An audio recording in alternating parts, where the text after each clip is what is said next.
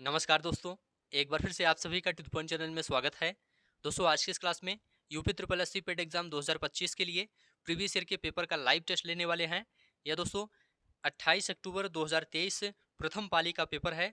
आप लोग इस टेस्ट को अच्छे से दीजिए, सभी प्रश्न का उत्तर बताने का प्रयास कीजिए और लास्ट में आप लोग अपना स्कोर जरूर बताइए। तो चलिए शुरू करते हैं। देखिए दोस्तों, प्रीवियस ईयर के पेपर को आप लोग जरूर सॉल्व कीजिए, क्योंकि इससे आपको आइडिया लगेगा कि किस टॉपिक से UP triple S C PET exam में प्रश्न पूछे जाते हैं और प्रश्न का लेवल किस तरह से होता है। ये सभी जानकारी आपको प्रीवियस ईयर के प्रश्नों से होगी। तो इस टेस्ट को आप लोग जरूर दीजिए और लास्ट में आप लोग अपना स्कोर भी बताइए। चलिए शुरू करते हैं। पहला प्रश्न आप सभी के सामने है। शिवाजी की मृत्यु के बाद मराठा राज्य में प्रभावी शक्ति चित्त पावन ब्राह्मणों के एक परिवार के पास थी, जिन्होंने शिवाजी के उत्तराधिकारियों को पेशवा या प्रधानमंत्री के रूप में सेवा दी थी। कौन सा शहर मराठा साम्राज्य की राजधानी बन गया था, आपको यह बताना है। ऑप्शन है सतारा, नागपुर, नासिक, पूना या पुणे। आप लोग जल्दी से कमेंट करके बताइए यहाँ पर आपका राइट आंसर क्या होगा। जल्दी से आप लोग कमेंट करके बताइए। देखिए दोस्तों, यहाँ पर आपका राइट आंसर हो जाएगा पूना या पुणे। डी ऑप्शन आपका राइट आंसर हो जाएगा। देखिए दोस्तों, मराठा साम्राज्य की स्थापना शिवाजी के द्वारा की गई थी, इसे आप लोग ध्यान रखिएगा।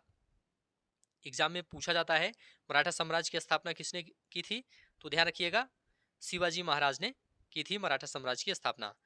चलिए अगला प्रश्न देखते हैं। महावीर स्वामी को जिन के नाम से जाना जाने लगा, जिन का क्या अर्थ है, आपको यह बताना है। ऑप्शन है विजेता, महानात्मा, भगवान या अहिंसक। जल्दी से कमेंट करके बताइए यहाँ पर आपका राइट आंसर क्या होगा, जिन का क्या अर्थ है। तो देखिए दोस्तों, यहाँ पर आपका राइट आंसर हो जाएगा विजेता। ए ऑप्शन आपका राइट आंसर हो जाएगा। ध्यान रखिएगा, महावीर स्वामी जैन धर्म के 24वें तीर्थंकर थे। 24वें तीर्थंकर थे और ये अंतिम तीर्थंकर भी थे। इनके बचपन का नाम वर्धमान था और 30 वर्ष की अवस्था में दोस्तों ये सत्य की तलाश में गृह त्याग दिए थे और 42 वर्ष की आयु में ऋजुपालिका नदी के तट पर कैवल्य की प्राप्ति हुई थी। ध्यान रखिएगा, ऋजुपालिका नदी के तट पर कैवल्य की प्राप्ति हुई थी और ये जिन कहलाए। जिन का अर्थ होता है विजेता अथवा जिसने अनंत ज्ञान प्राप्त कर लिया हो, और केवल का अर्थ क्या होता है, सर्व ज्ञान या फिर अनंत ज्ञान होता है। तो ये सभी पॉइंट आप लोग ध्यान रखिएगा।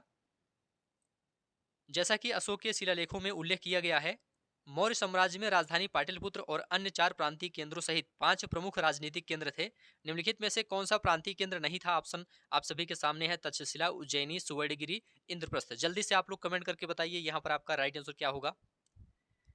देखिए दोस्तों, राइट आंसर हो जाएगा इंद्रप्रस्थ। इंद्रप्रस्थ ये प्रांतीय केंद्र नहीं था। ध्यान रखिएगा, अशोक मौर्य शासक बिंदुसार का पुत्र था। किसका पुत्र था, बिंदुसार का पुत्र था, जो कि 273 ईसा पूर्व में 4 वर्ष के उत्तराधिकार के युद्ध के बाद मगध का शासक बना था। और मौर्य साम्राज्य दोस्तों 4 प्रांतों में विभाजित था। अशोक के समय एक 5वां प्रांत कलिंग भी मौर्य साम्राज्य में शामिल हो गया था, जिसकी राजधानी धौली थी। क्या थी, धौली थी। कलिंग की राजधानी क्या थी, ध्यान रखिएगा, कलिंग की राजधानी धौली थी। और यहाँ पर तक्षशिला लिखा गया है। तक्षशिला ये दोस्तों उत्तरापथ राज्य की राजधानी थी। और उज्जैनी यहाँ पर लिखा गया है, या उज्जैन ये अवंती रथ की राजधानी थी। यहाँ पर सुवर्णगिरी है, यह दक्षिण पथ की राजधानी थी। तो इसे भी आप लोग ध्यान रखिएगा। ऋग्वेद में विश्वामित्र नामक एक ऋषि और किन 2 नदियों के बीच संवाद है।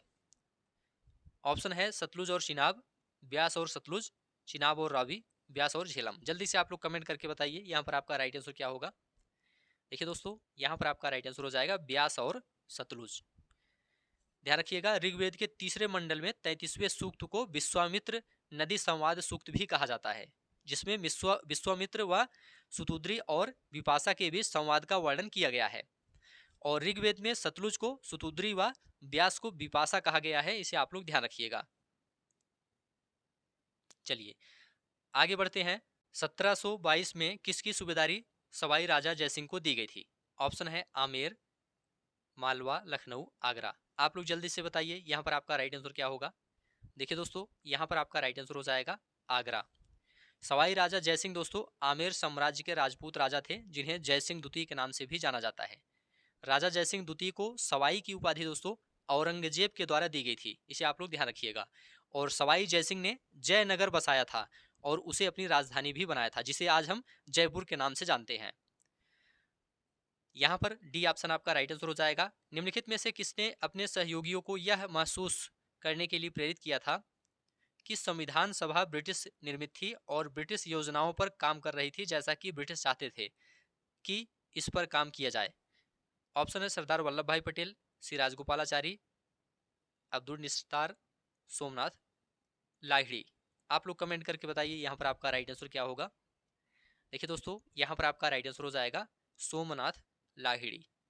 डी ऑप्शन आपका राइट आंसर हो जाएगा। सोमनाथ लाहिड़ी दोस्तों पश्चिम बंगाल से कम्युनिस्ट पार्टी के प्रतिनिधि के रूप में संविधान सभा के सदस्य थे।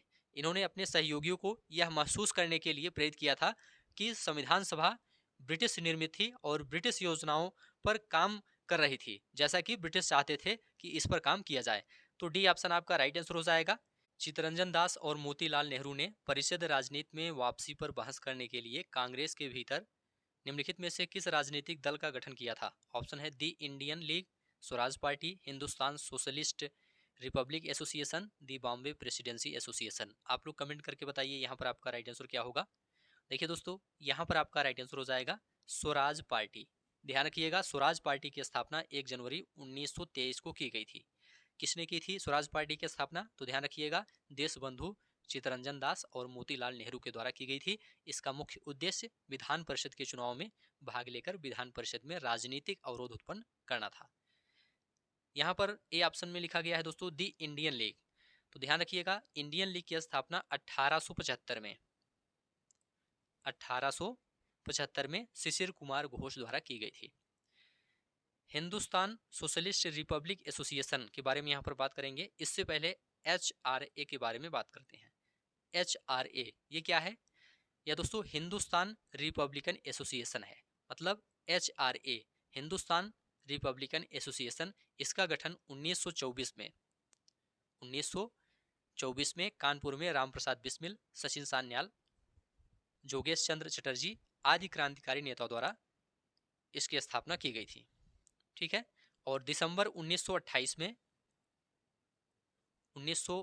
में दिल्ली के फिरोजशाह कोटला मैदान में हिंदुस्तान रिपब्लिकन एसोसिएशन को हिंदुस्तान सोशलिस्ट रिपब्लिकन एसोसिएशन के रूप में भगत सिंह, शिवराम वर्मा, चंद्रशेखर आजाद, भगवती चरण बोहरा आदि क्रांतिकारी नेताओं द्वारा पुनः संगठित किया गया। दी बॉम्बे प्रेसिडेंसी एसोसिएशन यहाँ पर है। बॉम्बे प्रेसिडेंसी एसोसिएशन की स्थापना दोस्तों 1885 में फिरोजशाह मेहता, KT तैलंग और बदरुद्दीन तैयब जी द्वारा की गई थी। तो ये सभी पॉइंट आप लोग ध्यान रखिएगा। कांग्रेस का वह अधिवेशन कहाँ हुआ था जिसमें महात्मा गांधी ने अन्य नेताओं को खिलाफत के साथ साथ स्वराज के समर्थन में असहयोग आंदोलन शुरू करने की आवश्यकता के बारे में आश्वस्त किया था? ऑप्शन है बॉम्बे, लाहौर, कलकत्ता, नागपुर। आप लोग कमेंट करके बताइए यहाँ पर आपका राइट आंसर क्या होगा। देखिए दोस्तों, यहाँ पर आपका राइट आंसर हो जाएगा कलकत्ता। सी ऑप्शन आपका राइट आंसर हो जाएगा। निम्नलिखित में से कौन खुदाई खिदमतगार का संस्थापक था और जिसे बादशाह खान के नाम से भी जाना जाता है? ऑप्शन है सैयद अहमद खान, हकीम अजमल खान, मौलाना अबुल कलाम आज़ाद, खान अब्दुल गफ्फार खान। आप लोग कमेंट करके बताइए यहाँ पर आपका राइट आंसर क्या होगा। देखिए दोस्तों, यहाँ पर आपका राइट आंसर हो जाएगा खान अब्दुल गफ्फार खान। डी ऑप्शन आपका राइट आंसर हो जाएगा। खान अब्दुल गफ्फार खान भारतीय स्वतंत्रता संग्राम के महान राजनेता थे, जिन्हें सीमांत गांधी या सरहदी गांधी या बच्चा खान तथा बादशाह खान के नाम से भी जाना जाता है। 1930 में दोस्तों इन्होंने खुदाई खिदमतगार नामक संगठन की स्थापना की थी। इस संगठन के लोग दोस्तों लाल कुर्ता धारण करते थे, इसलिए इसे लाल कुर्ती दल के नाम से भी जाना जाता है। इसे भी आप लोग ध्यान रखिएगा। और यहाँ पर सैयद अहमद खान की बात कर लेते हैं। देखिए दोस्तों, सर सैयद अहमद खान ने अलीगढ़ विश्वविद्यालय की स्थापना की थी। इन्हें भी आप लोग ध्यान रखिएगा। 1913 में हिंदुस्तान गदर पार्टी का मुख्यालय में स्थित था। कहाँ पर स्थित था? Delhi, Lahore, Calcutta, San Francisco. आप लोग बताइए राइट आंसर क्या है यहाँ पर। देखिए दोस्तों, राइट आंसर हो जाएगा सैन फ्रांसिस्को। डी ऑप्शन आपका राइट आंसर हो जाएगा। गदर पार्टी की स्थापना दोस्तों अमेरिका व कनाडा में रह रहे भारतीयों द्वारा 1 नवंबर 1913 को सोहन सिंह करतार सिंह सराभा, लाला हरदयाल आदि नेताओं के द्वारा की गई थी। इस संगठन की स्थापना का उद्देश्य दोस्तों अंग्रेजों से पराधीन भारत को स्वतंत्र कराना था। इसका मुख्यालय सैन फ्रांसिस्को में बनाया गया था, इसे आप लोग ध्यान रखिएगा। अगला प्रश्न आप सभी के सामने है, सिरुई या सिरोया, कुमुदनी या लिली भारत के निम्नलिखित में से किस राज्य में पाई जाने वाली एकमात्र असली कुमुदनी या लिली है? ऑप्शन है असम, पश्चिम बंगाल, मणिपुर, त्रिपुरा। आप लोग बताइए यहाँ पर आपका राइट आंसर क्या होगा। देखिए दोस्तों, यहाँ पर आपका राइट आंसर हो जाएगा मणिपुर। सी ऑप्शन आपका राइट आंसर हो जाएगा। सिरुई कुमुदनी भारत के मणिपुर में पाई जाने वाली दुर्लभ पौधे की एक प्रजाति है। नेक्स्ट है, उड़िया पठार भारत के निम्नलिखित में से किस राज्य में स्थित है? आप लोग जल्दी से कमेंट करके बताइए। उड़िया पठार भारत के किस राज्य में स्थित है? देखिए दोस्तों, यह राजस्थान राज्य में स्थित है। ए ऑप्शन आपका राइट आंसर हो जाएगा। उड़िया पठार राजस्थान के सिरोही जिले में स्थित है। यह राजस्थान का दोस्तों सबसे बड़ा और सबसे ऊंचा पठार है। शीत ऋतु की शुरुआत में तमिलनाडु के तटीय क्षेत्रों में वर्षा का क्या कारण है? ऑप्शन आप सभी के सामने है, आप लोग बताइए वर्षा का क्या कारण है। तो देखिए दोस्तों, यहाँ पर आपका राइट आंसर हो जाएगा उत्तर पूर्वी वर्षा ऋतु या मानसून। ए ऑप्शन आपका राइट आंसर हो जाएगा। शीत ऋतु की शुरुआत में तमिलनाडु के तटीय क्षेत्रों में उत्तर पूर्वी मानसून के कारण वर्षा होती है, जिसे हम लौटते हुए मानसून की वर्षा भी कहते हैं। ठीक है, तो यहाँ पर ए ऑप्शन आपका राइट आंसर हो जाएगा। राजस्थान के जालौर जिले में किस प्रकार का ग्रेनाइट पाया जाता है? आप लोग जल्दी से बताइए यहाँ पर आपका राइट आंसर क्या होगा। देखिए दोस्तों, यहाँ पर आपका राइट आंसर हो जाएगा रोजी पिंक या गुलाबी ग्रेनाइट। डी ऑप्शन आपका राइट आंसर हो जाएगा। राजस्थान के जालौर जिले में रोजी पिंक या गुलाबी ग्रेनाइट पाई जाती है। और जयपुर जिले में काली संगमरमर पाई जाती है, इसे भी आप लोग ध्यान रखिएगा। पुर्तगालियों द्वारा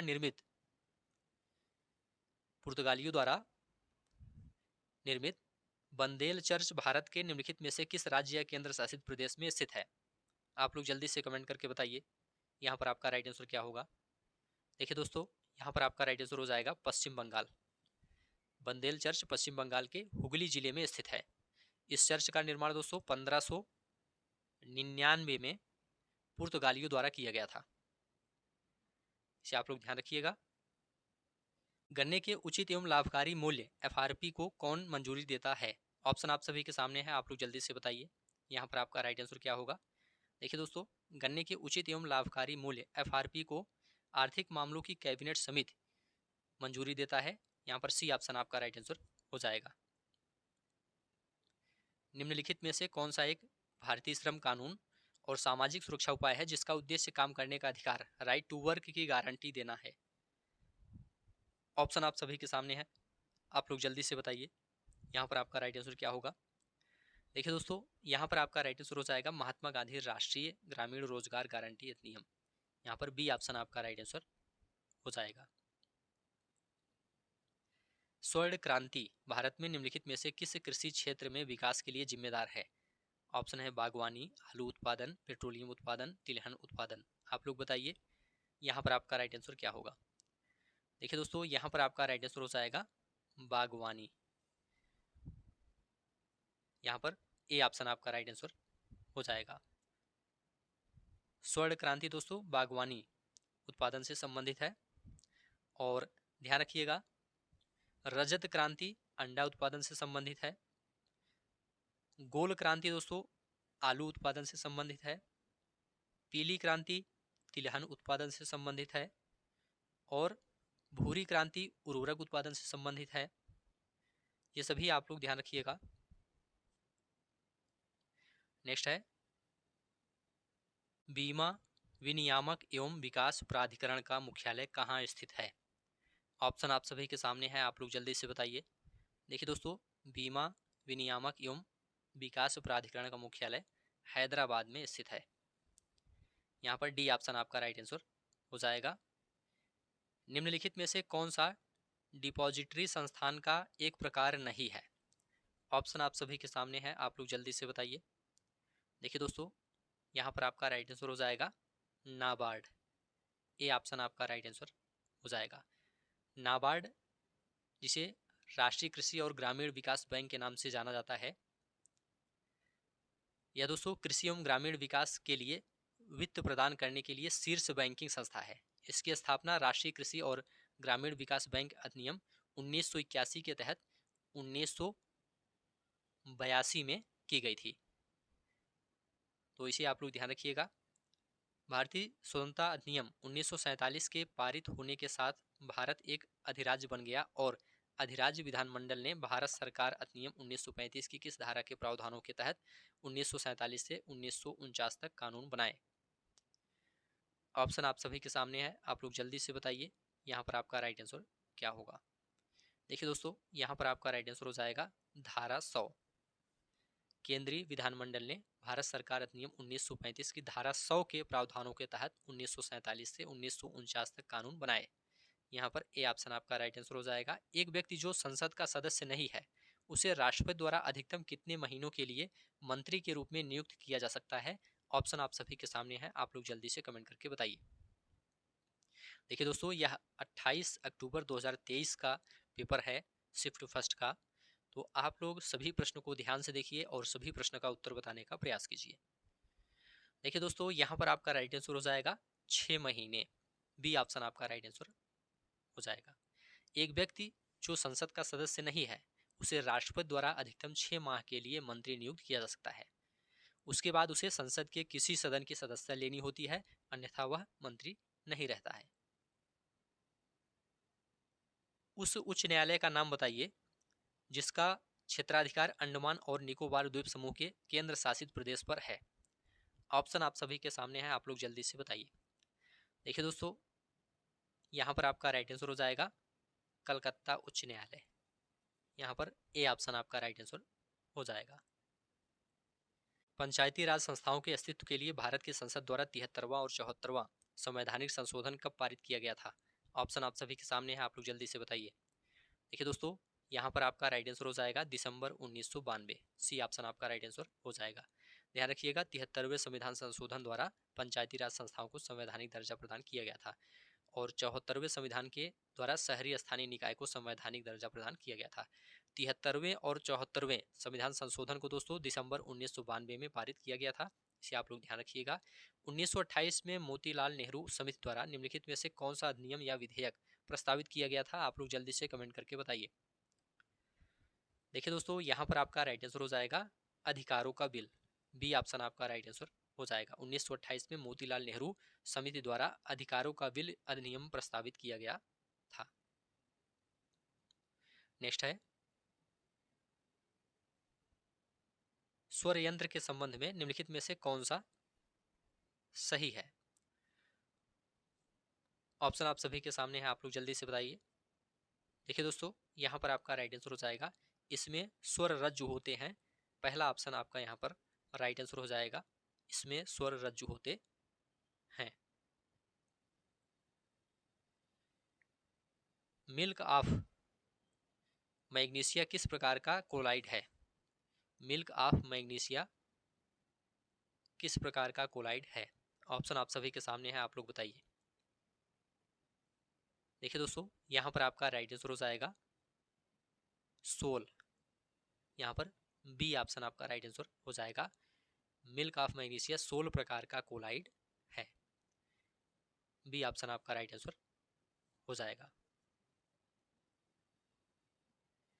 निम्नलिखित में से कौन सा कार्बनिक यौगिक मानव शरीर में प्रोटोप्लाज्म को जमा देता है। ऑप्शन आप सभी के सामने है, आप लोग जल्दी से बताइए। देखिए दोस्तों, यहाँ पर आपका राइट आंसर हो जाएगा मेथेनॉल।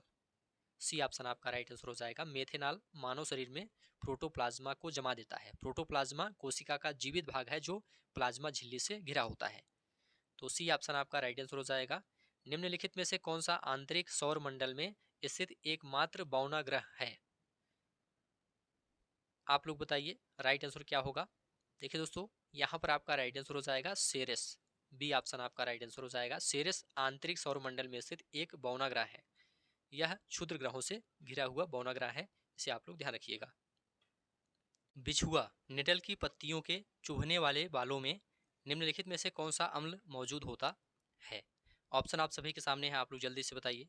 देखिए दोस्तों, यहाँ पर आपका राइट आंसर हो जाएगा मेथेनोइक अम्ल। यहाँ पर ए ऑप्शन आपका राइट आंसर हो जाएगा। बिछुआ के पौधों की पत्तियों से मेथेनोइक अम्ल का स्राव होता है, जिससे इसे छूने पर दर्द का एहसास होता है। तो यहाँ पर ए ऑप्शन आपका राइट आंसर हो जाएगा। अगला प्रश्न है, इंग्लैंड न्यूजीलैंड वनडे मैच में बारिश के कारण इंग्लैंड को जीत के लिए 48 ओवर में 324 रन चाहिए थे।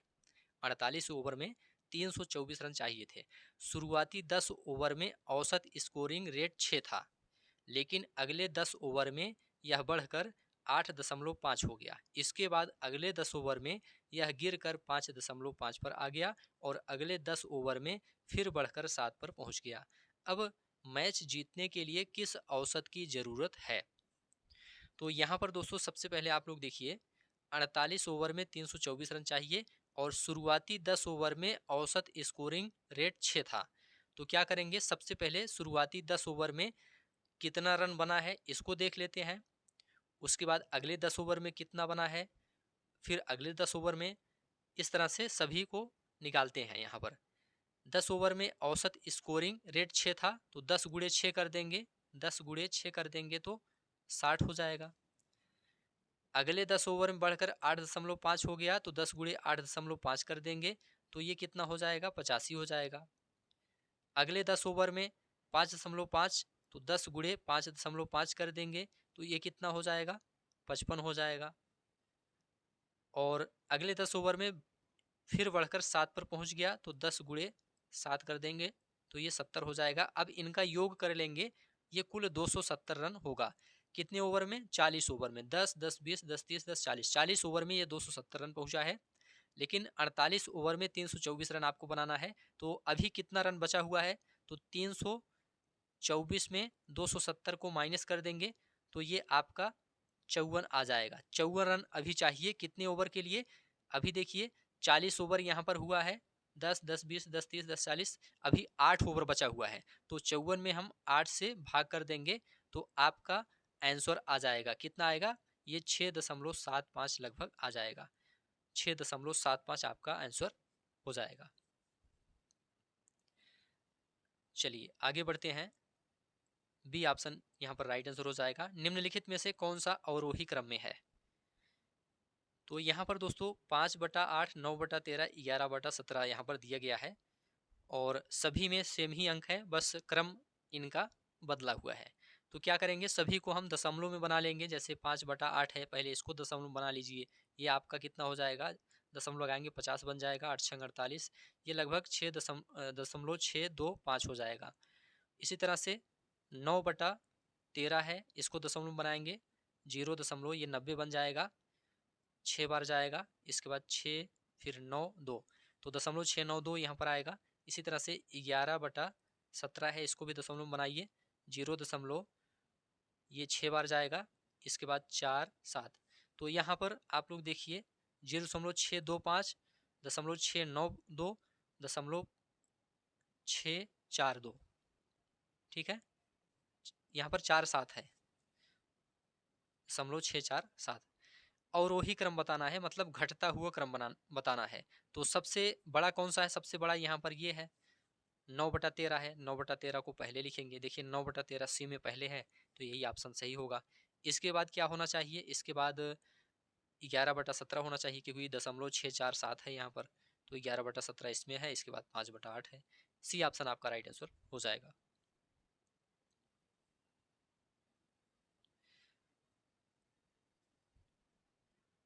जीरो दशमलव 081 बटा 0.0064 गुड़े 0.484 बटा 6.25 गुड़े 2.5 बटा 21.1 का वर्गमूल यहाँ पर बताना है। तो यहाँ पर देखिए सबसे पहले यहाँ पर दशमलव को हटाएंगे, ऊपर देखेंगे कितने अंकों पर दशमलव हो रहा है, 3 3 6 1 7, नीचे देखेंगे 4 2 6 1 7, तो समान अंकों पर लगभग दशमलव हो रहा है, तो यहाँ पर हम दशमलव को हटा सकते हैं। तो यहाँ पर हम 81/64 लिख सकते हैं और इसे 484/625 लिख सकते हैं, इसे 25/211 लिख सकते हैं। इसका वर्गमूल बताना है, तो चलिए यहाँ पर वर्गमूल का चिन्ह लगा देते हैं। इसका वर्गमूल क्या होगा, 81 है, 81 का क्या हो जाएगा, 9 हो जाएगा। 9 9 81 गुड़े 484 है, ये 22 का स्क्वायर है, इसका वर्गमूल 22 होगा, गुड़े 25 है, इसका 5 हो जाएगा। इसी तरह से 64 है, इसका वर्गमूल 8 हो जाएगा, गुड़े 625 है, इसका वर्गमूल 25 हो जाएगा। और यहाँ पर आपका ये 211 है, इसका वर्गमूल 14.52 आएगा। आप लोग निकाल के देख सकते हैं। ठीक है, अब इसको सॉल्व करेंगे। यहाँ पर तीनों का ऊपर का गुणा करेंगे, ये आपका 990 हो जाएगा, नीचे गुणा करेंगे 2904 हो जाएगा। 2904 से 990 में भाग करेंगे तो आपका आंसर आ जाएगा 0.34090। ठीक है, तो यहाँ पर आपका राइट आंसर हो जाएगा बी ऑप्शन। यहाँ पर बी ऑप्शन आपका राइट आंसर हो जाएगा। 0.34 लगभग आपका आंसर हो जाएगा। अगला प्रश्न है 8 की घात -1 -9 की घात -1 की होल घात -1 भागे 4 की घात -1 -9 की घात -1 की होल घात -1 का मान क्या है। यहाँ पर जो -1 घात है, सबसे पहले इसको प्लस में बनाएंगे तो 8 की घात -1 को हम 1/8 लिख सकते हैं।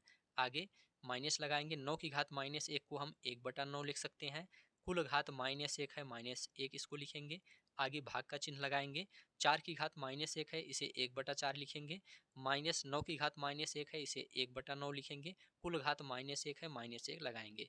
8 और 9 है, इसका एलसीएम 72 होता है, 72 लिखेंगे। 8 9 72 होता है, 9 1 9 हो जाएगा। आगे माइनस है, माइनस लगाएंगे। 9 8 72, 8 बार जा रहा है तो 8 का 1 में गुणा करेंगे, 8 1 8 हो जाएगा।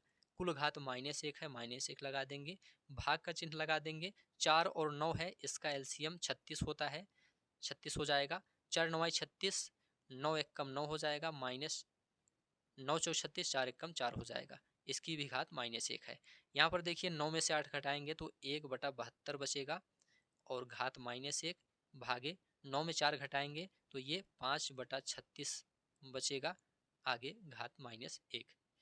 यहाँ पर घात -1 है, इसको भी हटाएंगे। यहाँ पर 1/72 जो है, इसको हम 72 लिख देंगे तो घात -1 यहाँ पर हट जाएगा। आगे भाग का चिन्ह लगाएंगे। 5/36 है, -1 घात को हटाएंगे तो ये 36/5 हो जाएगा। ठीक है, अब इसको सॉल्व करेंगे। आगे 72 भागे 36/5 है, यहाँ पर भाग का चिन्ह हटा देंगे, गुणे का निशान लगाएंगे और आगे जो 36/5 है ये पलटकर 5/36 हो जाएगा। 36 से 72 में भाग करेंगे, 36 दूनी 72, 5 का 2 में गुणा करेंगे, 5 दूनी 10। यहाँ पर डी ऑप्शन आपका राइट आंसर हो जाएगा, 10 यहाँ पर आपका आंसर आएगा। चलिए आगे बढ़ते हैं। अगला प्रश्न यहाँ पर देखेंगे। दिव्या अपने मासिक वेतन का 24% भोजन पर और 15% अपने बच्चों की शिक्षा पर खर्च करती है। शेष वेतन में से वह 25% मनोरंजन पर और 20% परिवहन पर खर्च करती है। अब उसके पास 10,736 रुपये बचे हैं। दिव्या का मासिक वेतन कितना है, आपको यह बताना है। तो यहाँ पर दोस्तों मान लेते हैं कुल वेतन 100 है, इसमें 24% भोजन पर और 15% बच्चों की शिक्षा पर खर्च करती है। तो 24 और 15 जोड़ देंगे 39% हो जाएगा। तो 100 में 39% माइनस कर देंगे तो ये 61% बचेगा। और इसमें आगे कह रहा है शेष वेतन में से 25% मनोरंजन पर और 20% परिवहन पर खर्च करती है। मतलब 20 और 25 को जोड़ देंगे तो ये 45% हो जाएगा। 45% ये मनोरंजन और परिवहन पर खर्च करती है। तो अभी इसके पास 55% बचा हुआ है। किसका? 61% का 55%। तो 61 का 55% कितना हो जाएगा, आप लोग कैलकुलेशन कीजिए। ये लगभग हो जाएगा 33.55%। और इसकी वैल्यू यहाँ पर कह रहा है कि अब उसके पास 10,736 रुपये बचे हैं, तो बराबर 10,736 हम लिख देंगे। तो 1% की वैल्यू कितनी हो जाएगी, 10,736 भागे 33.55। इसको आप लोग डिवाइड करके देखिए, ये आपका लगभग आ जाएगा 320। कितना आ जाएगा, 320 आ जाएगा। 1% की वैल्यू 320 है, तो 100% की वैल्यू कितनी होगी, 320 में 100 का गुणा कर देंगे तो ये आपका 32,000 हो जाएगा। तो 32,000 आपका यहाँ पर आंसर हो जाएगा। यहाँ पर ए ऑप्शन आपका राइट आंसर हो जाएगा। चलिए आगे बढ़ते हैं। निम्नलिखित में से किस विकल्प में विलोम युग्म किस विकल्प में विलोम युग्म सही नहीं है, आपको यह बताना है। ऑप्शन आप सभी के सामने है, आप लोग जल्दी से बताइए। देखिए दोस्तों, यहाँ पर डामाडोल अस्थिर, यह विलोम युग्म सही नहीं है। बी ऑप्शन आपका राइट आंसर हो जाएगा। डामाडोल का विलोम दोस्तों स्थिर होता है। डामाडोल का स्थिर या फिर ठहरना होता है, इसे आप लोग ध्यान रखिएगा। और औचक का अक्सर विलोम होता है, ये सही है। झिड़कना का पुचकारना होता है, ये भी आपका सही है। और गाफिल का खबरदार होता है, यह भी आपका सही है। होनहार, होनहार बिरवान के होत चिकने पात, लोकोक्ति का अर्थ निम्न में से क्या है, आप लोग जल्दी से कमेंट करके बताइए। देखिए दोस्तों, यहाँ पर आपका राइट आंसर हो जाएगा होनहार व्यक्तियों की प्रतिभा बचपन में ही दिखाई दे जाती है। डी ऑप्शन आपका राइट आंसर हो जाएगा। होनहार व्यक्तियों की प्रतिभा बचपन में ही दिखाई दे जाती है। निम्नलिखित में से किस विकल्प में सभी शब्द पुल्लिंग है, आप लोग जल्दी से कमेंट करके बताइए। किस विकल्प में सभी शब्द पुल्लिंग है, आप लोग जल्दी से कमेंट करके बताइए। देखिए दोस्तों, यहाँ पर आपका राइट आंसर हो जाएगा प्लेटफार्म, प्राधिकरण और गिरोह, ये सभी दोस्तों पुल्लिंग शब्द हैं। यहाँ पर डी ऑप्शन आपका राइट आंसर हो जाएगा। प्लेटफार्म, प्राधिकरण और गिरोह तीनों क्या हैं, पुल्लिंग शब्द हैं। संज्ञा के जिस रूप से उसके पुरुष या नर होने का बोध होता है उसे पुल्लिंग कहते हैं, इसे आप लोग ध्यान रखिएगा। और संज्ञा के जिस रूप से उसके स्त्री या मादा होने का बोध होता है उसे स्त्रीलिंग कहते हैं। यहाँ पर डी ऑप्शन आपका राइट आंसर हो जाएगा। निम्नलिखित में से किस विकल्प में शुद्ध वाक्य है, ऑप्शन आप सभी के सामने है, आप लोग जल्दी से बताइए किस विकल्प में शुद्ध वाक्य है। तो देखिए दोस्तों, यहाँ पर शुद्ध वाक्य है रमा ने अपने भाई से पुस्तक पढ़ने को कहा, यह बिल्कुल शुद्ध वाक्य है। अन्य सभी अशुद्ध हैं। महादेवी छायावादी कवियत्री हैं, महादेवी छायावादी कवियत्री हैं, यह अशुद्ध है। महादेवी छायावादी कवयित्री हैं होना चाहिए। ठीक है, क्या होना चाहिए, महादेवी छायावादी कवयित्री हैं। यहाँ पर जो त्री है इसमें बड़ी की मात्रा होनी चाहिए। जब भी आप आओ मुझे मिले, इसका शुद्ध वाक्य होगा जब भी आप आओ मुझसे मिले। आपका दर्शन पाकर मैं धन्य हो गया, मैं धन्य हो गया, तो इसका होगा आपके दर्शन पाकर मैं धन्य हो गया। कलम के जादूगर किसे कहा गया है, कलम के जादूगर किसे कहा गया है। ऑप्शन आप सभी के सामने, आप लोग जल्दी से बताइए। देखिए दोस्तों, यहाँ पर आपका राइट आंसर हो जाएगा राम वृक्ष बेनीपुरी। यहाँ पर सी ऑप्शन आपका राइट आंसर हो जाएगा। कलम का जादूगर राम वृक्ष बेनीपुरी को कहा गया है। प्रकृति के सुकुमार या राजकुमार कवि या सुकुमार कवि किसे कहा गया है, तो ध्यान रखिएगा सुमित्रा नंदन पंत को कहा गया है। कलम का सिपाही मुंशी प्रेमचंद को कहा गया है। दद्दा किसे कहा गया है, मैथिली शरण गुप्त को दद्दा कहा गया है। तो ये सभी आप लोग याद रखिएगा। Choose the antonym of underlined word from the given options. यहाँ पर एंटोनिम्स बताना है। He is very fastidious about his choice of food. Fastidious का यहाँ पर एंटोनिम बताना है, तो इसका एंटोनिम हो जाएगा दोस्तों केयरलेस। क्या हो जाएगा, केयरलेस। सी ऑप्शन आपका राइट आंसर हो जाएगा। Put the correct form of the verb I am the person who to be blamed, इसमें क्या भरा जाएगा आपको यह बताना है, आप लोग जल्दी से बताइए। देखिए दोस्तों, यहाँ पर राइट आंसर हो जाएगा इज, यहाँ पर इज भरा जाएगा। सी ऑप्शन आपका राइट आंसर हो जाएगा। Which of the following spelling is incorrect, इसमें इनकरेक्ट कौन सी स्पेलिंग है, आपको यह बताना है। तो देखिए दोस्तों, यहाँ पर एनिवर्सरी जो लिखा गया है ये इनकरेक्ट है। इसका करेक्ट रूप क्या होगा, करेक्ट स्पेलिंग क्या होगा? करेक्ट होगा दोस्तों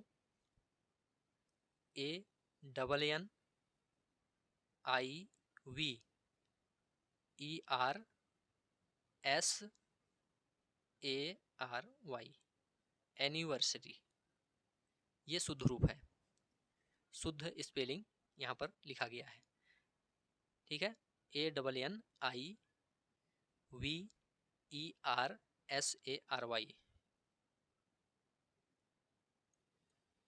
चलिए, यहाँ पर एक पैराग्राफ दिया गया है, इसको पढ़ करके नीचे लिखे प्रश्नों का उत्तर देना है। तो चलिए पैराग्राफ को देख लेते हैं। India is marked by a diversity of physical features such as mountains, plains, coasts, and islands. Standing as sentinels in the north are the lofty snow-capped Himalayas. Himdhan Alai means the abode of snow. The Himalayan mountains are divided into three main parallel ranges.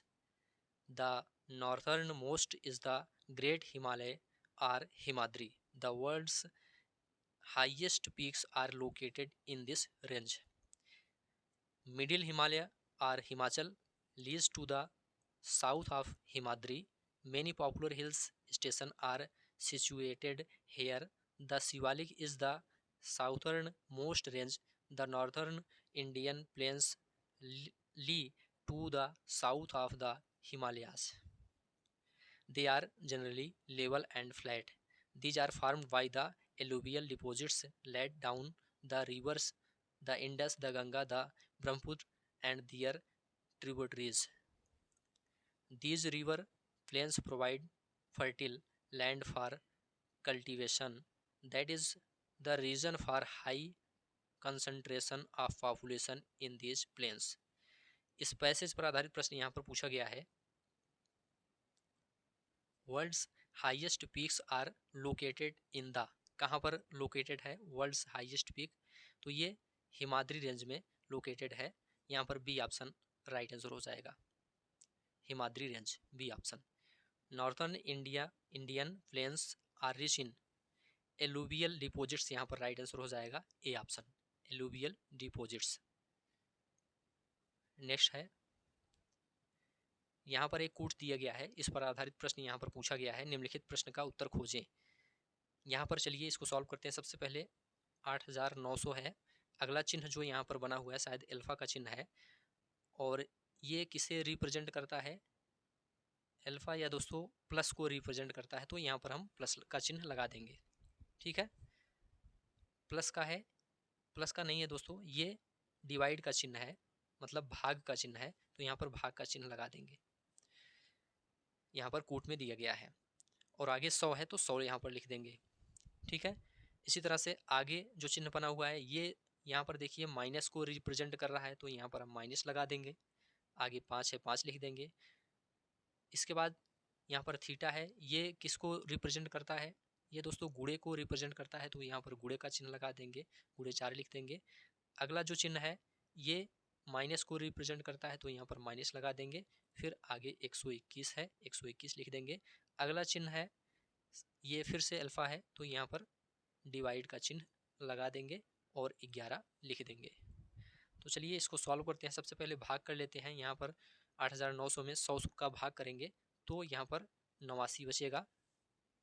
ठीक है, और आगे minus का चिन्ह लगाएंगे, 5 और 4 का गुणा 20 हो जाएगा। आगे माइनस, यहाँ पर 121 है और भागे 11 है, 11 से इसमें भाग करेंगे 121 में तो कितना आएगा? 11 ही आएगा।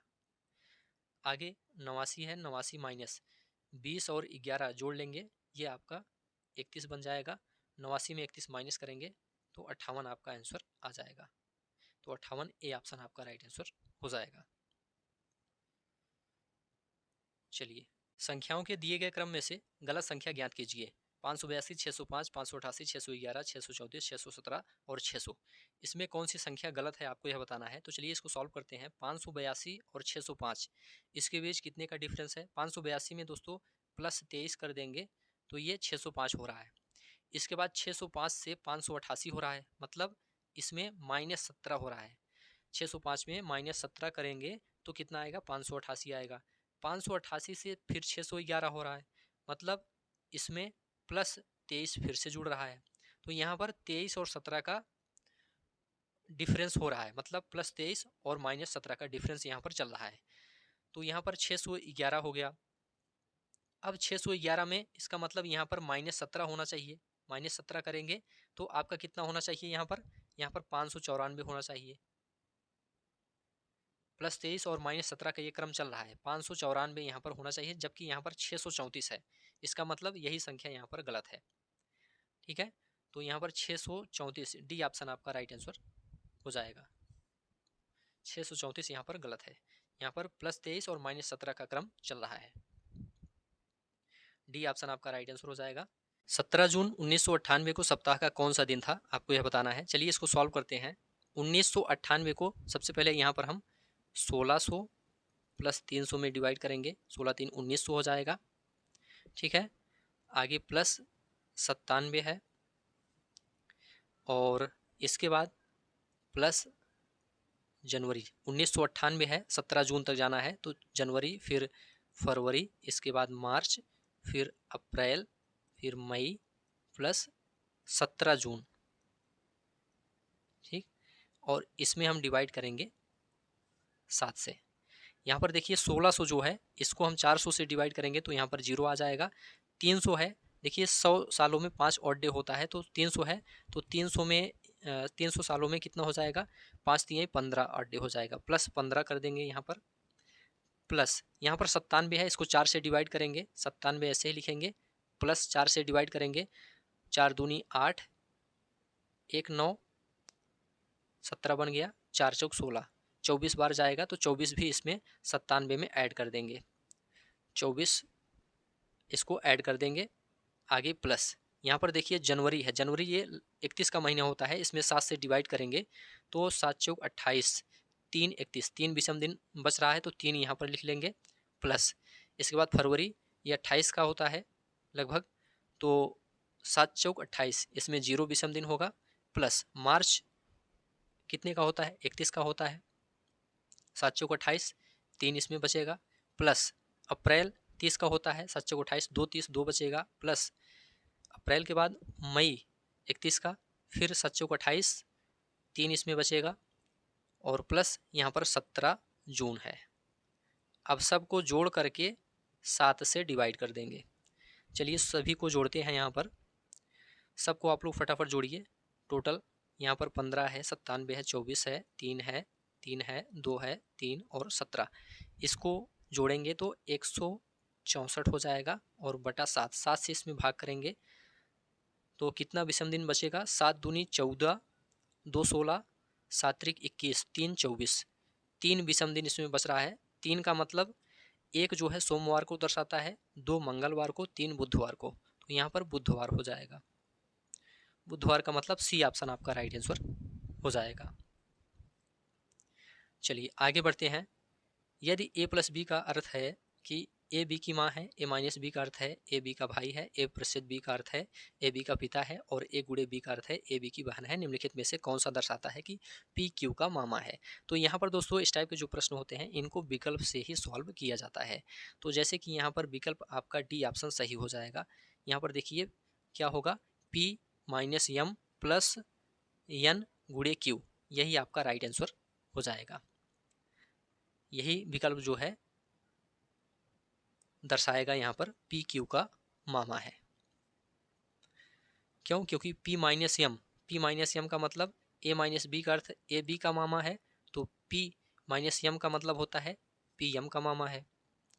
इसी तरह से एम प्लस एन है, एम प्लस एन, इसमें ए प्लस बी ए बी की माँ है तो एम एन की माँ है। इसी तरह से एन गुणे क्यू, और यहाँ पर देखिए ए गुणे बी का अर्थ है ए बी की बहन है, तो एन ए बी की बहन है तो एन ओ की बहन है।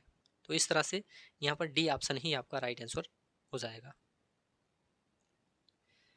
यहाँ पर कथन निष्कर्ष दिया गया है सभी डंडे बंदूकें हैं। तो यहाँ पर सभी डंडे क्या हैं? बंदूकें हैं। सभी डंडे बंदूकें हैं, इस तरह से दर्शा सकते हैं। और कुछ नावें डंडे नहीं हैं। कुछ नावें डंडे नहीं हैं, इसका मतलब कुछ नाव डंडे हैं और कुछ नावें डंडे नहीं हैं। तो इस तरह से इसको हम इस तरह से दर्शा सकते हैं। और निष्कर्ष यहाँ पर सभी बंदूकें नावें हैं। सभी बंदूकें नावें हैं, ये बिल्कुल गलत है। कुछ नावें बंदूकें नहीं हैं, कुछ नावें बंदूकें नहीं हैं, ये भी निष्कर्ष नहीं निकल रहा है। तो यहाँ पर ना तो निष्कर्ष 1 और ना ही 2 अनुसरण करता है।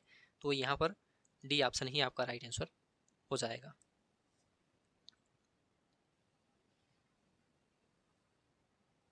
हाल ही में भारतीय गोल्फर शुभंकर शर्मा ने इंग्लैंड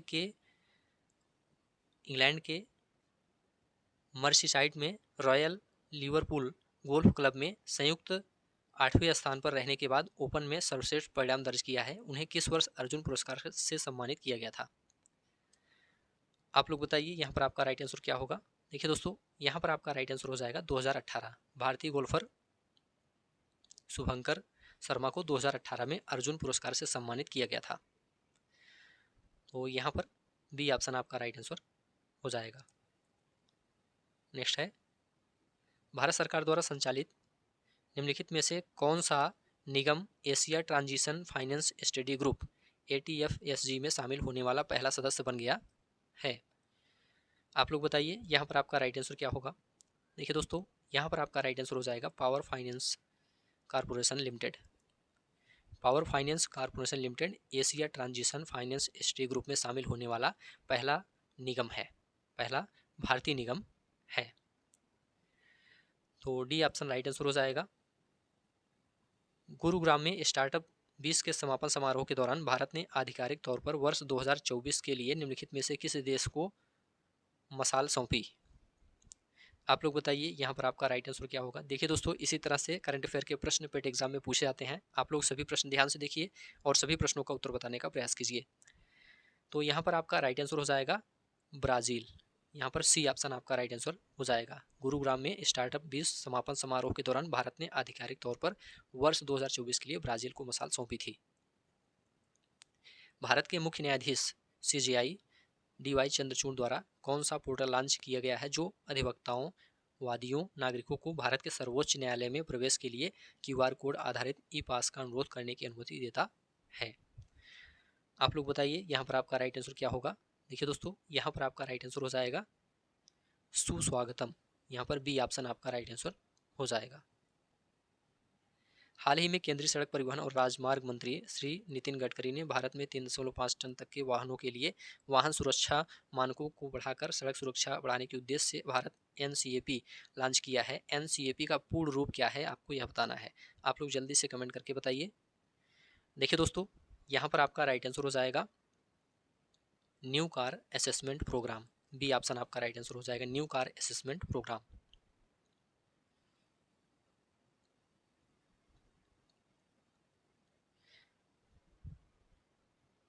अगले दशक में निम्नलिखित में से किस क्षेत्र में व्यापार को 100 बिलियन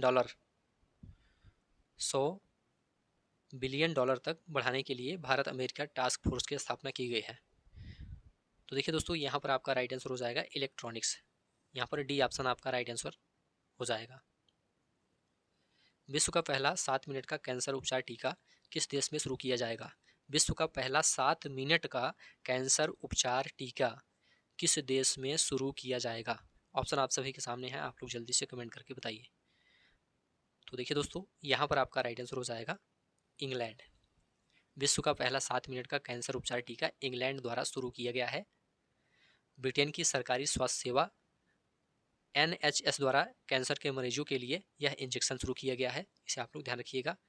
ए ऑप्शन आपका राइट आंसर हो जाएगा। मध्य प्रदेश में लागू मुख्यमंत्री लाडली बहना योजना में महिलाओं के लिए आयु की सीमा क्या है? आप लोग बताइए यहाँ पर आपका राइट आंसर क्या होगा। देखिए दोस्तों, यहाँ पर आपका राइट आंसर हो जाएगा आवेदन के कैलेंडर वर्ष में 1 जनवरी को 21 वर्ष पूरे कर लिए हों और 60 वर्ष से कम हों। यहाँ पर ए ऑप्शन आपका राइट आंसर हो जाएगा।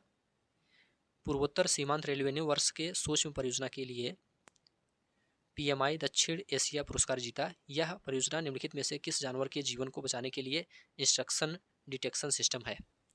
आप लोग बताइए यहाँ पर आपका राइट आंसर क्या होगा। देखिए दोस्तों, यहाँ पर आपका राइट आंसर हो जाएगा हाथी। यहाँ पर बी ऑप्शन आपका राइट आंसर हो जाएगा हाथी। हाल ही में भारतीय वायुसेना IAF की पश्चिमी वायु कमान द्वारा शुरू किए गए वार्षिक प्रशिक्षण अभ्यास का नाम बताइए। ऑप्शन आप सभी के सामने है, आप लोग जल्दी से बताइए। देखिए दोस्तों, यहाँ पर आपका राइट आंसर हो जाएगा त्रिशूल। यहाँ पर डी ऑप्शन आपका राइट आंसर हो जाएगा। भारतीय वायुसेना की पश्चिमी वायु कमान ने त्रिशूल अभ्यास किया था, तो डी ऑप्शन आपका राइट आंसर हो जाएगा। मेनम वन्यजीव अभ्यारण्य भारत के निम्नलिखित में से किस राज्य या केंद्र शासित प्रदेश में स्थित है। आप लोग जल्दी से बताइए किस प्रदेश में स्थित है। तो देखिए दोस्तों, यहाँ पर आपका राइट आंसर हो जाएगा सिक्किम में स्थित है। यहाँ पर सी ऑप्शन आपका राइट आंसर हो जाएगा। मेनम वन्यजीव अभ्यारण्य सिक्किम में स्थित है। चलिए आगे बढ़ते हैं। तेलंगाना राज्य के पालमपेट गांव में स्थित रामप्पा मंदिर, जिसे वर्ष 2021 में यूनेस्को विश्व धरोहर स्थल घोषित किया गया था, उसका निर्माण निम्नलिखित में से किस राजवंश के शासनकाल के दौरान किया गया था। ऑप्शन आप सभी के सामने है, आप लोग जल्दी से बताइए। देखिए दोस्तों, यहाँ पर आपका राइट आंसर हो जाएगा काकतीय। डी ऑप्शन आपका राइट आंसर हो जाएगा। देखिए दोस्तों, रुद्रेश्वर मंदिर तेलंगाना के मुलुगु जिले में स्थित है, जिसे रामप्पा मंदिर भी कहा जाता है। 2021 में दोस्तों इसे यूनेस्को की विश्व धरोहर विरासत में शामिल किया गया था। इसका निर्माण 1213 में काकतीय साम्राज्य के शासक गणपति देव के सेनापति रेचेरला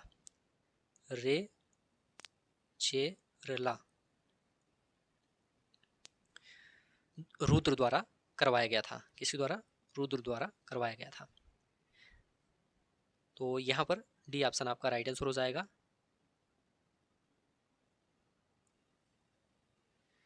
भारतीय संघ के प्रधानमंत्री और अन्य मंत्रियों की नियुक्ति भारत के संविधान के तहत राष्ट्रपति द्वारा की जाती है। किस अनुच्छेद के तहत की जाती है? तो राइट आंसर हो जाएगा अनुच्छेद 75।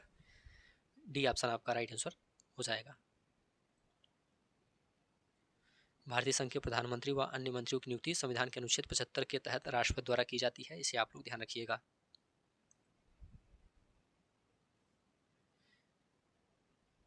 कुथु भारत के निम्नलिखित में से किस राज्य या केंद्र शासित प्रदेश में कुथुम बलम मंदिर में प्रदर्शित एक सामाजिक धार्मिक कला है? ऑप्शन आप सभी के सामने, आप लोग बताइए। देखिए दोस्तों, यहाँ पर आपका राइट आंसर हो जाएगा केरल। सी ऑप्शन आपका राइट आंसर हो जाएगा। कुथु केरल की सामाजिक धार्मिक कला है, इसे आप लोग ध्यान रखिएगा। सी ऑप्शन आपका राइट आंसर हो जाएगा। केंद्रीय भारतीय भाषा संस्थान का मुख्यालय निम्नलिखित में से किस स्थान पर स्थित है? केंद्रीय भारतीय भाषा संस्थान का मुख्यालय निम्नलिखित में से किस स्थान पर स्थित है? तो देखिए दोस्तों, राइट आंसर हो जाएगा मैसूर, कर्नाटक। केंद्रीय भारतीय भाषा संस्थान मैसूर, कर्नाटक में स्थित है। नेक्स्ट है, रासायनिक हथियारों का निषेध संगठन OPCW में कितने सदस्य राष्ट्र हैं? ऑप्शन आप सभी के सामने है, आप लोग बताइए। देखिए दोस्तों, यहाँ पर आपका राइट आंसर हो जाएगा 193। निम्नलिखित में से कौन मालदीव की आधिकारिक भाषा है? आप लोग जल्दी से बताइए, कौन मालदीव की आधिकारिक भाषा है? तो राइट आंसर हो जाएगा दिवेही। यहाँ पर डी ऑप्शन आपका राइट आंसर हो जाएगा। दिवेही मालदीव की आधिकारिक भाषा है।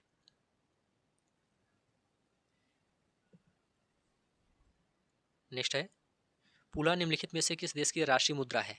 ऑप्शन आप सभी के सामने है, आप लोग जल्दी से बताइए। पुला निम्नलिखित में से किस देश की राष्ट्रीय मुद्रा है? तो देखिए दोस्तों, यहाँ पर आपका राइट आंसर हो जाएगा बोत्सवाना। बोत्सवाना देश की राष्ट्रीय मुद्रा पुला है। म्यांमार का क्या है? क्यात है। कंबोडिया का कंबोडियाई रियल है। और पोलैंड का ज्वाल्टी है। नेक्स्ट है पेरुंगदाई कोंगू वेलिर द्वारा लिखित महाकाव्य कृति है, यह भारत के निम्नलिखित में से किस साहित्य से संबंधित है? तो यह दोस्तों तमिल साहित्य से संबंधित है। बी ऑप्शन आपका राइट आंसर हो जाएगा। पेरुंगदाई कोंगू वेलिर द्वारा लिखित महाकाव्य तमिल साहित्य से संबंधित है। बी ऑप्शन आपका राइट आंसर हो जाएगा। भारत सरकार द्वारा वर्ष 1967 में निम्नलिखित में से किस वीरता पुरस्कार का नाम बदलकर शौर्य चक्र कर दिया गया है? तो देखिए दोस्तों, यहाँ पर आपका राइट आंसर हो जाएगा अशोक चक्र वर्ग तृतीय। सी ऑप्शन आपका राइट आंसर हो जाएगा, अशोक चक्र वर्ग तृतीय। गद्यांश दिया गया है, गद्यांश को पढ़ करके नीचे लिखे प्रश्नों का उत्तर देना है। तो चलिए सबसे पहले गद्यांश को पढ़ लेते हैं। समाज की विषमता शोषण की जननी है। समाज में जितनी विषमता होगी सामान्यतः शोषण उतना ही अधिक होगा। क्योंकि हमारे देश में सामाजिक, आर्थिक, शैक्षणिक व सांस्कृतिक असमानताएं अधिक हैं, जिसकी वजह से एक व्यक्ति एक स्थान पर शोषक तथा वही दूसरे स्थान पर शोषित होता है। जब बात उपभोक्ता संरक्षण की हो तब पहला प्रश्न यह उठता है कि उपभोक्ता किसे कहते हैं या उपभोक्ता की परिभाषा क्या है। सामान्यतः उस व्यक्ति या व्यक्ति समूह को उपभोक्ता कहा जाता है जो सीधे तौर पर किन्हीं भी वस्तुओं अथवा सेवाओं का उपयोग करते हैं। इस प्रकार सभी व्यक्ति किसी न किसी रूप में उपभोक्ता होते हैं और शोषण का शिकार होते हैं। हमारे देश में ऐसे अशिक्षित, सामाजिक एवं आर्थिक रूप से दुर्बल, अशक्त लोगों की भीड़ है जो शहर की मलिन बस्तियों में फुटपाथ पर, सड़क तथा रेलवे लाइन के किनारे, गंदे नालों के किनारे झोपड़ी डालकर अथवा किसी भी अन्य तरह से अपना जीवन यापन कर रहे हैं। वे दुनिया के सबसे बड़े प्रजातांत्रिक देशों की समाजोपयोगी ऊर्ध्वमुखी योजनाओं से वंचित हैं, जिन्हें आधुनिक सफेद पोषो व्यापारियों, नौकरशाहों तथा तथाकथित बुद्धिजीवी वर्ग ने मिलकर बांट लिया है। सही मायने में शोषण इन्हीं की देन है। सरकार कितनी भी योजनाएं बनाकर लागू करे, कोई बड़ा परिवर्तन संभव नहीं है। उपभोक्ता शोषण का तात्पर्य केवल उत्पादकता व व्यापारियों द्वारा किए गए शोषण से ही लिया जाता है, जबकि इसके क्षेत्र में वस्तुएं एवं सेवाएं दोनों ही सम्मिलित हैं, जिनके अंतर्गत डॉक्टर, शिक्षक, प्रशासनिक अधिकारी, पुलिस, ऊंचे ओहदों पर बैठे सरकारी कर्मचारी, वकील आदि सभी आते हैं। इन सब ने शोषण के क्षेत्र में जो कीर्तिमान बनाए हैं वे वास्तव में Guinness book of world record में दर्ज कराने लायक है। कानून के हाथ कितने भी लंबे हों, इन सभी तक नहीं पहुंच सकते, क्योंकि रक्षक जब भक्षक बन जाए तो कौन बचाए। भ्रष्टाचार सभी की जड़ों में पहुंचा हुआ है, ऊपर से नीचे या नीचे से ऊपर। क्या कभी इन लोगों के अच्छे दिन आएंगे? दूसरी ओर किसी तरह अपनी इज्जत आबरू बचाता मध्यम वर्ग है, जो ना तो किसी पार्टी के वोट बैंक में है और ना ज़्यादा पढ़ा लिखा संपन्न है। ना सरकार उसकी परेशानियों को समझती है और ना कोई अन्य राजनीतिक पार्टी। जिनको सरकारी पेंशन नहीं मिलती, ऐसे बड़े बूढ़े लाचार लोगों की स्थिति और भी खराब है। ना तो उनकी संस्कार विहीन संतान उनका ध्यान रखने को तैयार है और ना सरकार उनके लिए कुछ सोच पा रही है।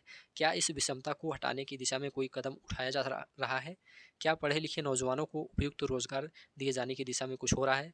क्या होगा इस देश का, भगवान ही जानता है। चलिए इस पर आधारित प्रश्न यहाँ पर पूछा गया है। हमारे देश में समाजोपयोगी ऊर्ध्वमुखी योजनाओं से वंचित वर्ग कौन सा है? ऑप्शन आप सभी के सामने, आप लोग बताइए। देखिए दोस्तों, यहाँ पर आपका राइट आंसर हो जाएगा मलिन बस्तियों, फुटपाथ, सड़क तथा रेलवे लाइन के किनारे झोपड़ी डालकर रहने वाले अशिक्षित, दुर्बल और अशक्त लोगों का वर्ग। तो सी ऑप्शन आपका राइट आंसर हो जाएगा। लेखक के अनुसार शोषण का शिकार कौन लोग होते हैं? आप लोग बताइए, लेखक के अनुसार शोषण का शिकार कौन लोग होते हैं?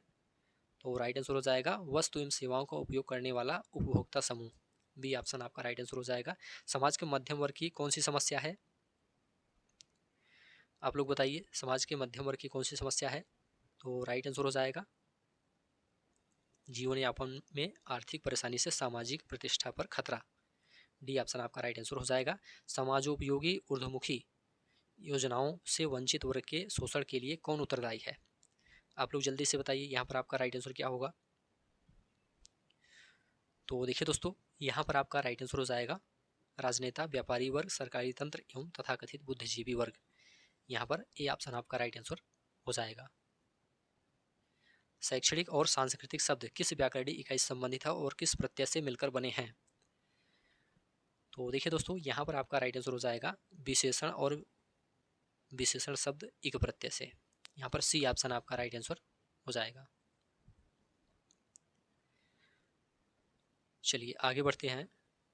यहाँ पर गद्यांश दिया गया है, गद्यांश को पढ़ करके नीचे लिखे प्रश्नों का उत्तर देना है। तो चलिए जल्दी से गद्यांश को पढ़ लेते हैं। भारत प्राचीन संस्कृति का देश है। यहाँ दान पुण्य को जीवन मुक्ति का अनिवार्य अंग माना गया था। जब दान देने को धार्मिक कृत्य मान लिया गया तो निश्चित तौर पर दान लेने वाले भी होंगे। हमारे समाज में भिक्षावृत्ति की जिम्मेदारी समाज के धर्मात्मा, दयालु व सज्जन लोगों की है। भारतीय समाज में दान लेना या देना दोनों धर्म के अंग माने गए हैं। पहले दान देने से पूर्व दान लेने वाले की पात्रता देखी जाती थी और योग्य पात्र को दान दिया जाता था। धर्म शास्त्रों ने दान की महिमा को बढ़ा चढ़ाकर वर्णन किया, जिसके कारण भिक्षावृत्ति को भी अधिक मान्यता मिल गई। धीरे धीरे दानदाताओं ने पात्रता पर ध्यान देना बंद कर दिया और दयावश, निरीह, अपाहिज और गरीबों को दान दिया जाने लगा। शनैः शनैः समाज में और मूल्यों में बदलाव आया और अधिकतर लोग गरीबों, ब्राह्मणों और भिखारियों को दान का पात्र समझने लगे। समाज में जब इस प्रकार के परिवर्तन हुए तो धीरे धीरे लोगों ने भिक्षा को अपनी जीविका ही बना लिया। गरीबी के कारण बेसहारा लोग भीख मांगने लगे। काम न मिलने से भी भिक्षावृत्ति को बल मिला और पूजा स्थल, तीर्थ, रेलवे स्टेशन, बस स्टैंड, गली मोहल्ले आदि स्थानों पर हर जगह भिखारी दिखाई देने शुरू हो गए। इस कार्य में हर आयु के व्यक्ति शामिल होने लग गए। साल 2 साल के दूध मुहे बच्चे से लेकर 80-90 वर्ष के बूढ़े तक को भीख मांगते देखा जा सकता है। आज तो भीख मांगने का भी एक कलापूर्ण व्यवसाय बनता जा रहा है। कुछ खानदानी भिखारी होते हैं क्योंकि पुश्तों से उनके पूर्वज धर्म स्थानों पर अपना अड्डा जमाए हुए हैं। कुछ अपराधी बच्चों को उठा ले जाते हैं तथा उनसे भीख मंगवाते हैं। वे इतने निर्दयी होते हैं कि भीख मांगने के लिए बच्चों का अंग भंग भी कर देते हैं। कुछ भिखारी अंतर्राष्ट्रीय स्तर के हैं जो देश में छोटी सी विपत्ति आ जाने पर भीख भीख का कटोरा लेकर भ्रमण के लिए निकल जाते हैं। इसके अलावा अनेक श्रेणी के और भी भिखारी होते हैं। कुछ भिखारी परिस्थिति से बनते हैं तो कुछ बना दिए जाते हैं। कुछ शौकिया भी इस व्यवसाय में आ गए हैं। जन्मजात भिखारी अपने स्थान निश्चित रखते हैं। कुछ भिखारी अपनी आमदनी वाली जगह दूसरे भिखारी को किराए पर देते हैं। बेरोजगारी और गरीबी के कारण कुछ वयोवृद्ध मजबूरीवश भिखारी बनते हैं। गरीबी के कारण बेसहारा लोग भीख मांगने लगते हैं। काम न मिलना भी भिक्षावृत्ति को जन्म देता है। कुछ अपराधी बाकायदा इस काम की ट्रेनिंग देते हैं। भीख रोकर, गाकर, आंखें दिखाकर या हंसकर भी मांगी जाती है। भीख मांगने के लिए इतना आवश्यक है कि दाता के मन में करुणा जगे। अपंगता, कुरूपता, अशक्तता, वृद्धावस्था आदि देखकर दाता करुणामय होकर भीख देने के लिए बाध्य हो जाता है। क्या भिक्षावृत्ति देश की एक समस्या नहीं है? गरीबों और निर्बलों को छोड़कर कई पढ़े लिखे और हट्टे कट्टे भी इस वृत्ति को अपनाए हुए हैं। क्या सरकार को इस दिशा में कुछ करने की आवश्यकता नहीं है? क्या हम लोग इन भिखारियों को करुणावश भीख दे रहे हैं? थोड़ा सोचिए, क्या हम भी इस वृत्ति को बढ़ावा तो नहीं दे रहे हैं? अगर दान ही करना है तो गरीबों को पुस्तकें, पाठ्य सामग्री दें। गरीबों और बीमारों को दवाएं और अस्पताल की सुविधाएं दिलाएं। इन लोगों को भीख के स्थान पर रोजगार की व्यवस्था कराएं। नकद देना बंद करें। भीख मांगने वालों को खाना खिलाएं पर कभी उन्हें नकद पैसे न दें। अगर जनता और सरकार दोनों मिलकर काम करें और भीख मांगने वालों को पुलिस के हवाले करना शुरू कर दे तो इस पर काबू पाया जा सकता है। चलिए, इस पर आधारित प्रश्न यहाँ पर पूछा गया है, क्या भिक्षावृत्ति देश की एक समस्या है? आपका इस विषय में क्या विचार है? ऑप्शन आप सभी के सामने है, आप लोग जल्दी से बताइए। देखिए दोस्तों, यहाँ पर आपका राइट आंसर हो जाएगा, भिक्षावृत्ति देश की एक ज्वलंत समस्या बन गई है क्योंकि लोग इसको जानबूझकर अपना व्यवसाय बना रहे हैं। सी ऑप्शन आपका राइट आंसर हो जाएगा। विभिन्न स्थलों पर लोग भीख देने के लिए क्यों बाध्य हो जाते हैं? ऑप्शन आप सभी के सामने है, आप लोग जल्दी से बताइए। तो देखिए दोस्तों, राइट आंसर हो जाएगा अपंगता, कुरूपता, अशक्तता, वृद्धावस्था आदि देखकर लोग भीख देने के लिए बाध्य हो जाते हैं। भीख ना देकर भी दूसरों की मदद करने के लिए कौन सा विकल्प सही नहीं है? ऑप्शन आप सभी के सामने है, आप लोग जल्दी से बताइए। देखिए दोस्तों, यहाँ पर आपका राइट आंसर हो जाएगा पैसे देकर किसी भिखारी को रोजगार धंधे के लिए प्रेरित करके मदद करना। पैसे देकर किसी भिखारी को रोजगार धंधे के लिए प्रेरित करके मदद करना। बी ऑप्शन आपका राइट आंसर हो जाएगा। दान, पुण्य और जीवन मुक्ति में कौन से समास हैं? ऑप्शन आप सभी के सामने है, आप लोग जल्दी से बताइए। तो देखिए दोस्तों, यहाँ पर आपका राइट आंसर हो जाएगा द्वंद्व और तत्पुरुष समास है।